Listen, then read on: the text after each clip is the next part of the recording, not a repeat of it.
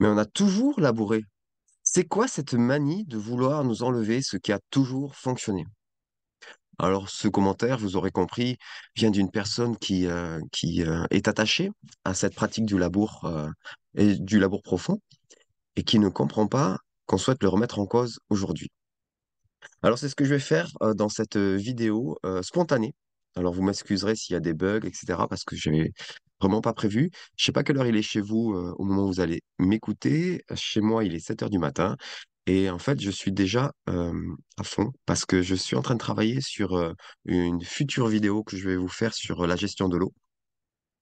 Mais je suis tombé sur des documents que je cherchais depuis longtemps. C'est des documents qui parlent du labour et de comment était pratiqué le labour avant-guerre. Alors, je vais vous citer Louis Liger, qui a vécu entre 1648 et 1717. C'était un prêtre et agronome français du XVIIe siècle. Et il a écrit plusieurs ouvrages sur l'agriculture, l'horticulture.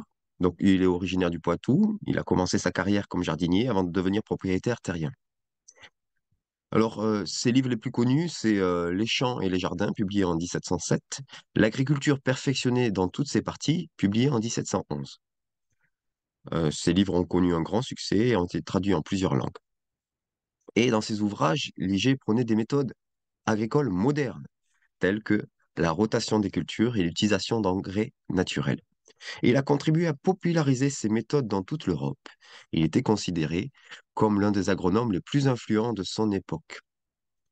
Voilà, donc il a été l'un des premiers à introduire en France les principes de la nouvelle agriculture, développés en Angleterre, qui prônaient des méthodes plus modernes et scientifiques, telles que, comme je vous l'ai déjà dit, la rotation des cultures, l'utilisation d'engrais naturels, la culture des légumineuses pour améliorer la fertilité du sol, etc.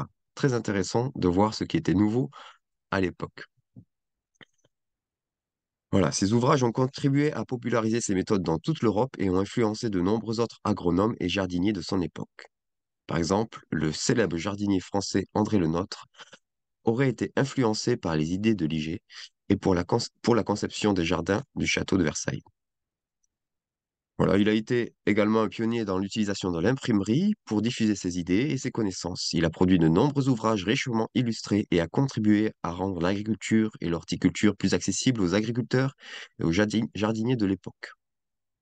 En somme, Louis Liger était un agronome visionnaire qui a contribué à moderniser l'agriculture et l'horticulture de son époque en introduisant des méthodes plus scientifiques et plus efficaces.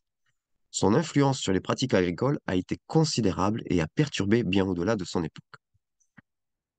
Mais si je vais vous citer aujourd'hui Liger, c'est pas pour la partie révolutionnaire entre guillemets de son approche, mais plutôt pour les choses qui étaient tellement banales qu'il ne s'est pas arrêté dessus. Dans son ouvrage, par exemple, Les champs et les jardins, publié en 1717, à la page 122 de l'édition de 1715, il parle. Et d'abord, il ne faut pas semer sur des terres non préparées, car non seulement cela est inutile, mais encore cela est préjudiciable. Il faut donc labourer toutes les terres que l'on veut ensemencer. Rien de surprenant, tous les agriculteurs sont d'accord. Toutefois, on peut trouver quelques avantages à semer avant de labourer, comme lorsque la saison est trop avancée pour labourer. Mais il ne faut jamais le faire que sur des terres qui ont été bien ameublies auparavant et où on a mis des amendements afin que les graines puissent germer dans un sol meuble et fertile.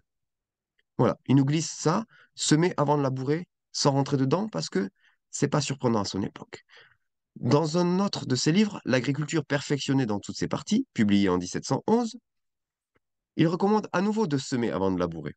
Pour le labour, il n'y a rien de si bon que de labourer deux fois et de ne semer qu'après la seconde fois. Toutefois, si la terre est très fine, on peut semer avant la seconde fois, en ayant soin de niveler la terre et de la fouler avec des rouleaux, afin que les graines soient couvertes.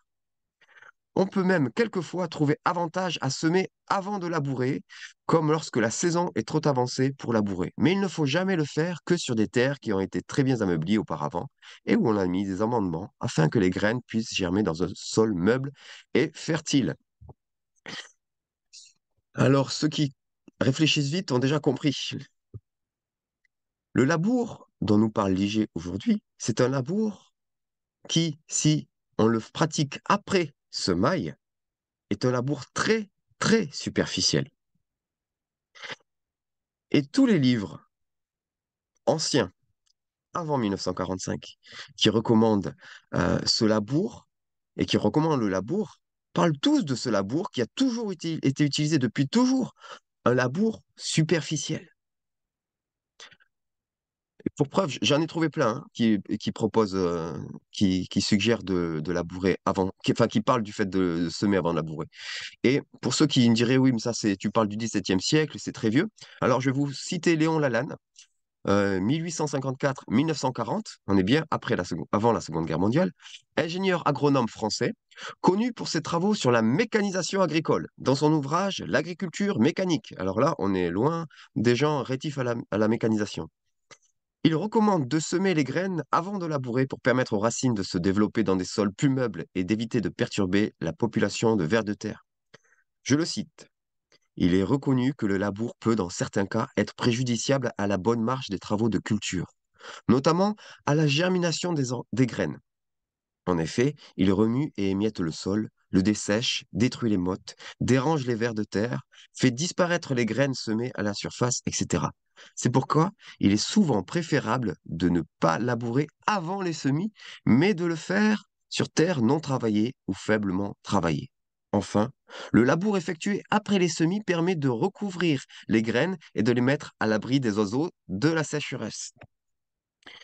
Cela n'a plus rien à voir avec le labour que nous pratiquons actuellement, que ce soit dans les grands champs ou que ce soit avec les petits motoculteurs. Nous avons besoin de redécouvrir quel était ce vrai labour ancestral en surface. Celui qui permet de juste travailler en surface et de respecter la vie du sol et tout ce qui a été fait par la vie du sol pour que notre sol soit riche, puisse retenir l'eau, etc. J'entrerai dans tous ces détails un peu plus tard, dans une autre vidéo que je sortirai. Comme je vous dis, je suis en train de travailler dessus. J'aimerais revenir à l'IG pour terminer, parce que comme je vous l'ai dit en introduction, c'était un prêtre, et il cite régulièrement la parole pour illustrer, ou il s'appuie sur la parole pour illustrer un petit peu ce qu'il va dire par la suite. Et moi, j'aime ça, ce côté où sa foi et le texte multimillénaire qu'est la Bible était une de ses références. Et dans l'agriculture perfectionnée dans toutes ses parties, il cite le passage du livre d'Osée 10, verset 12, qui dit: Semez selon la justice, moissonnez selon la miséricorde, défrichez-vous un champ nouveau. Il est temps de chercher l'Éternel jusqu'à ce qu'il vienne et qu'il répande pour vous la justice. Alors je le cite. La justice est l'une des qualités qui convient le mieux au cultivateur.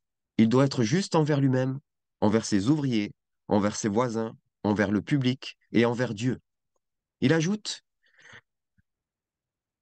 l'agriculture, la miséricorde est également importante dans la pratique de l'agriculture, car il faut être prêt à aider les plus démunis et à partager les fruits de sa récolte.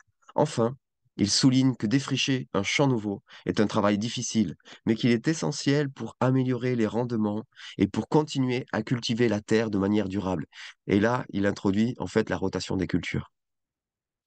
Alors voilà, les amis, cette petite vidéo improvisée, impromptue. Je ne pouvais pas passer à côté d'un si bel enseignement sans vous en faire part tout de suite. Soyez vraiment bénis. Je sais que ce partage va en surprendre plusieurs. Eh bien, accueillez-le simplement comme la sagesse de ceux qui nous ont précédés depuis des centaines d'années et qui avaient su développer une agriculture moderne et mécanisée, mais tout en respectant la vie du sol. Alors, soyez créatifs. Soyez amoureux de la vie, soyez amoureux de votre Créateur, soyez bénis.